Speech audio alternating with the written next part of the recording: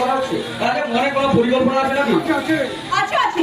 তা পুলিশের উঠে পড়ে থেকে কি মনে করে আমাদের সবার কি বুদ্ধি আপনি পাল্টে ফেলবেন? তখন যাবে না অপমান করবেন। কারণ আমি একজন আইনের রক্ষক, একজন পুলিশ অফিসার। আর ম্যাডাম, আপনাকে সেদিন অপমান করিনি, শুধু আপনার অকর্তা শেখাতে চেয়েছিলাম।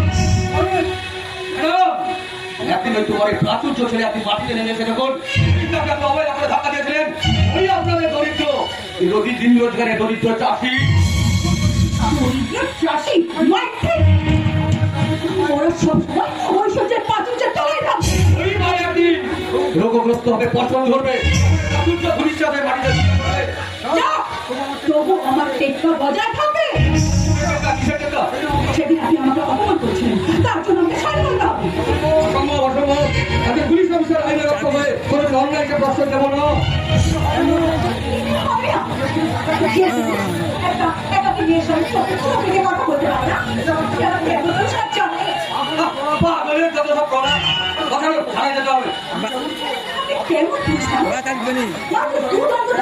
কথা বলতে পারে না কথা বলবো যেদিন কথা বলবো, যেদিন উগ্র আধুনিকতার পোশাকটা ছেড়ে সনাতনী হিন্দু নারীর পোশাক পরে আমার সামনে এসে দাঁড়াবে।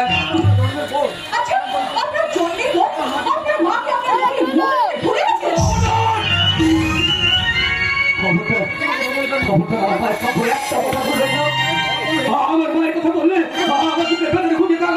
চলে আসে। সেই ছোট্টবেলা থেকে স্নেহ ভালোবাসা আমি আমার কাছে জন্মের কিছুদিন পর আমাকে ওই গাছতলে বসিয়ে কোথায় চলে গেছিল।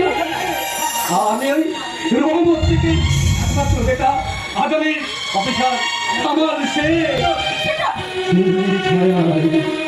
ভালোবাসায় ঢেকে রাখি অনেক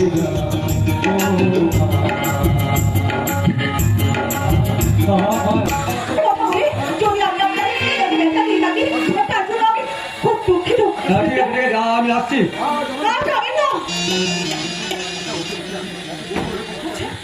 ওকে দেখে আমি তো দুর্বল বসে গেল। যে বড় ভাটা চলে বলে বোঝাই ওকে আমাকে আমার মেয়ে চায় বাসাতে হবে। আরে কি হলো ম্যাডাম, আমাকে আগে রাখলেন আর মনে মনে বিক্রি করে ভাবছেন কি ভাবছেন কি? আমাকে আপনার কেমন লাগে? একেবারে ভালো লাগছে না। এখন থেকে বুঝলাম আপনি খারাপ নয়। আমার ভালো লাগছে আপনার আপত্তি কোথায়? এইটা আর বললাম